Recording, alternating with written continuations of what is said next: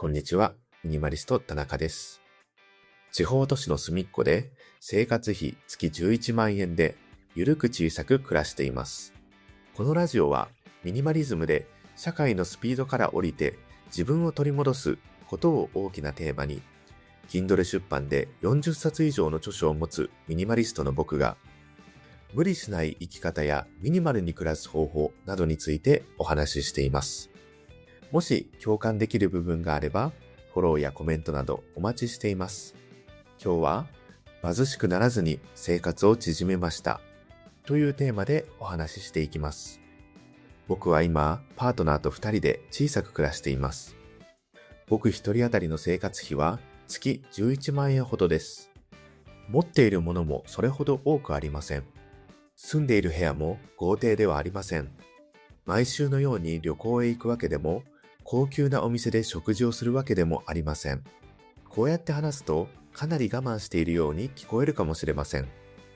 欲しいものを諦めて、狭い部屋で楽しみまで削りながら、なんとか少ないお金で生きている。そんな暮らしを想像する人もいると思います。でも僕自身は以前より貧しくなったとは感じていません。確かに生活の規模は小さくなりました。使うお金も減りました。持っているものも減りました。仕事をする時間も減りました。それでも僕の毎日から豊かさまで消えたわけではありません。むしろ生活を小さくしたことで自分に必要な豊かさが以前より見えやすくなりました。暮らしを縮めることと人生を貧しくすることは同じではありません。僕が縮めたかったのは人生そのものではありませんでした。人生を圧迫していた部分です。今日は僕が豊かさをなるべく残したまま、どのように生活のサイズを小さくしたのかお話ししていきます。まず僕は家の広さではなく、落ち着けるかどうかを大切にするようになりました。広い家には分かりやすい魅力があります。部屋が多い、収納もたくさんある、人を呼ぶこともできる、見た目にも立派です。でも、家が広くなれば、その分だけ家賃が上がります。掃除する場所も増えます。冷暖房にかかるお金も増えます。空いている場所を見ると何かを置きたくなります。そして置いたものを管理するためにまた時間とお金が必要になります。以前の僕は広い方が豊かだと思っていました。でも実際に自分の暮らしを見直してみると、僕が家に求めていたのは広さではありませんでした。静かに眠れること、落ち着いて本を読めること、パートナーとご飯を食べられること、自分の仕事ができる小さな場所があること、暑い日や寒い日に無理なく過ごせること、それだけあれば僕にとって家は十分に役割を果たしてくれます。使わない部屋を持つよりも、よく使う小さな空間を心地よく整える方が僕には合っていました。僕は家を小さくすることで暮らしまで貧しくしたのではありません。使っていなかった広さを手放して落ち着ける場所だけを残しました。次に僕はたくさんの選択肢より自分の定番を持つようになりました。服はたくさん持っていた方が毎日違う格好ができます。食器も調理道具も家具も種類が多ければいろいろな使い方ができます。でも選択肢が増えるほど決めることも増えます。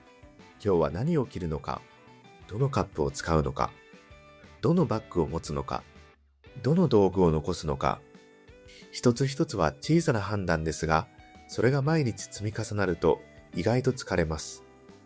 僕は選択肢が多いことを豊かさだと思っていました。でも今は迷わず選べる定番があることも十分に豊かな状態だと思っています。いつもの服を着る、いつものカップでコーヒーを飲む、いつもの簡単なご飯を食べる、いつもの場所で仕事をする。変化が少なくて退屈に見えるかもしれません。それでも僕にとってはこの退屈さが安心になっています。毎日新しいものを選ばなくても気に入ったものが少しあれば暮らしは回ります。たくさんの選択肢を手放したことで我慢が増えたのではありません。選ばなければならない回数が減って少し楽になりました。そして僕は高い娯楽ではなく毎日の小さな楽しみを残しました。生活費を下げるというと、楽しみに使うお金まで全て削るように思われることがあります。外食をしない、旅行へ行かない、趣味を持たない、ただ家にいてひたすら我慢する。でも、それでは小さな暮らしを長く続けられません。楽しみが何もなければ、どこかで反動が来ます。僕は楽しみそのものを減らしたいわけではありませんでした。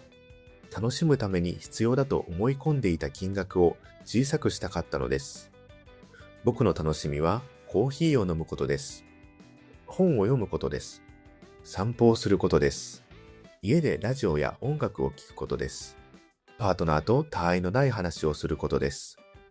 疲れた日に少し昼寝をすることです。どれもものすごくお金がかかるわけではありません。でも僕にとってはちゃんと一日を満たしてくれる時間です。大きなイベントがなくても普段の暮らしの中に楽しみがあれば毎回お金を使って気分を変える必要がありません。もちろん旅行や外食を否定しているわけではありません。僕も行きたい時には行きますし、食べたいものがあれば外で食べます。ただ、それがなければ休日を楽しめない状態にはならないようにしています。高い楽しみを我慢しているのではなく、安くても満たされる楽しみを日常の中に増やしました。次に僕が縮めたのは、働かなければならない時間です。普通は生活を豊かにするためにたくさん働いて収入を増やそうとします。僕も以前はそう考えていました。収入が増えれば安心できる。好きなものを買える。将来への不安もなくなる。でも、収入を増やすために毎日ほとんどの時間を仕事に使ってしまうと、買ったものを楽しむための時間がなくなります。広い家に住んでも帰って寝るだけになる。便利なものを買っても疲れて使わない。休日は平日の疲れを回復するだけで終わる。豊かな生活を作るために働いていたはずなのに、暮らす時間がなくなってしまいます。だから僕は働く時間を減らす前に必要な生活費を下げました。たくさん稼がなくても暮らせる状態を作ってから仕事の量を調整しました。今は基本的に午前中に仕事をして、午後はなるべく余白を残しています。午後から散歩に出てもいい。本を読んでもいい。何もせず、ぼーっとしてもいい。その時間は僕にとって収入にはならないかもしれません。でも人生ではあります。僕は生活費を縮めることで働く必要のある時間を縮めました。その代わりに自分の人生を過ごす時間が増えました。収入だけを見ればもっと働いた方がいいのかもしれません。でも自分の時間まで含めて考えると今の暮らしの方が豊かだと感じています。僕は人から豊かに見えるための消費も少しずつやめました。誰かから見て立派に見えるもの、高そうに見える服、大きな家、新しい車、話題の家電、頻繁な旅行。もちろん本当に欲しくて買うならそれでいいと思います。でも僕の場合は自分が欲しいのか他人からよく見られたいのかわからなくなっていることがありました。自分の満足ではなく他人の視線を維持するためにお金を使う。そうすると一度手に入れてもまた次のものが必要になります。もっと新しいもの、もっと高いもの、もっと人から羨ましがられるもの。これには終わりがありません。僕は人から豊かに見られることより自分が穏やかに暮らせることを選びました。SNS に載せた時に映えるかどうかより自分が毎日使いやすいかどうか、誰かに自慢できるかどうかより自分がちゃんと気に入っているかどうか。人から見れば地味でも自分にとって十分ならそれでいいと思うようになりました。見栄を手放すことは人生を小さくすることではありません。他人のために使っていた生活費を自分のために取り戻すことでした。また僕は不便な生活ではなく管理の少ない生活を目指しています。ミニマリストというと何でも捨てて不便に耐えている人だと思われることがあります。家具をすべて捨てる。家電を持たない。できる限りお金を使わない。でも僕は不便になるために物を減らしているわけではありません。むしろ自分の暮らしを楽にするために必要なものは持っています。エアコンも使います。冷蔵庫もあります。スマートフォンもパソコンも使います。自分の仕事や生活を助けてくれるものなら無理に手放しません。その代わり、持っているだけで管理が必要になるものは増やしすぎないようにしています。掃除しなければならない。修理しなければならない。収納場所を用意しなければならない。次に買い替える時のことを考えなければならない。物には値札に書かれている金額とは別に、管理するための時間や気力が必要です。僕が減らしたかったのは便利さではありません。便利になると思って増やした結果、逆に増えてしまった管理の手間です。必要なものは残して、管理が重いものを手放す。それだけでも生活はかなり軽くなりました。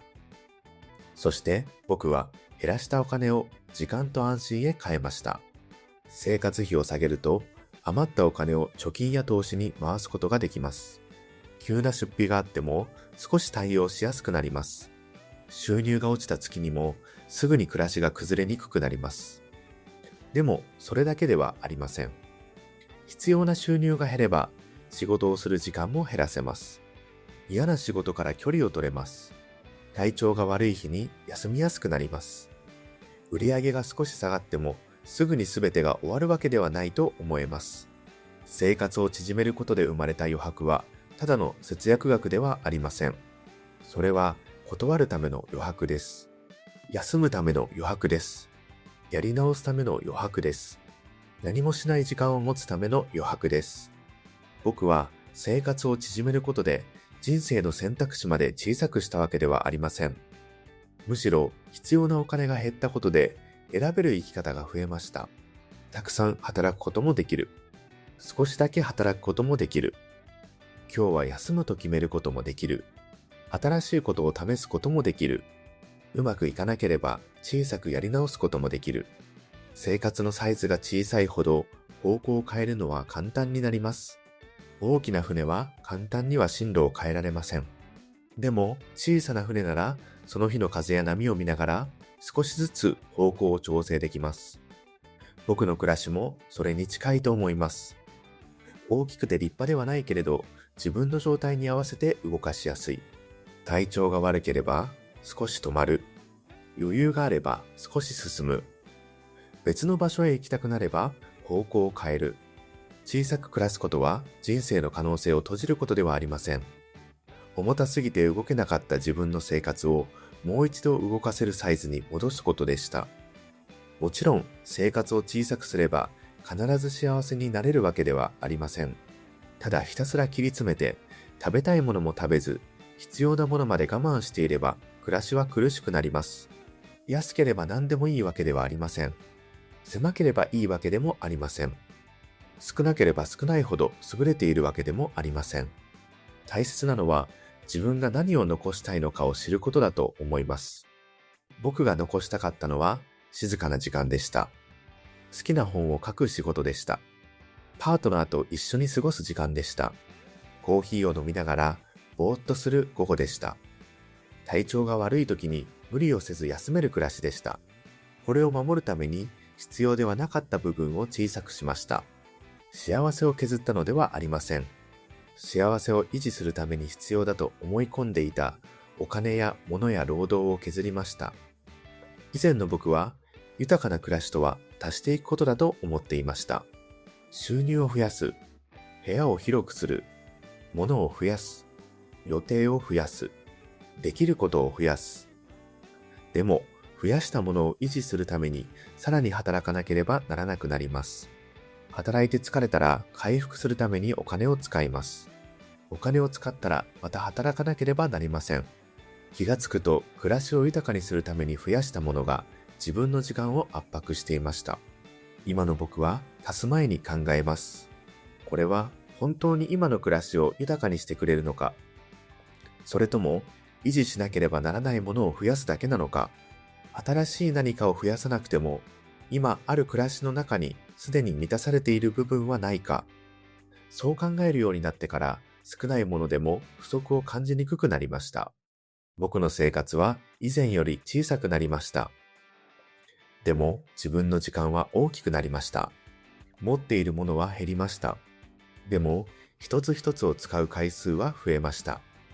行ける場所や買えるものは少ないかもしれません。でも、行かなくても買わなくても楽しめる日が増えました。人から見て立派な暮らしではないと思います。それでも自分が落ち着いて過ごせるなら僕にとっては十分です。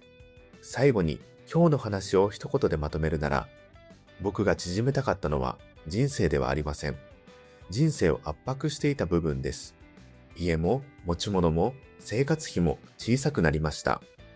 でも休める時間、好きなことをする時間、大切な人と過ごす時間、自分の人生について考える時間、そういうものは以前より増えました。暮らしを小さくすることと貧しくなることは同じではありません。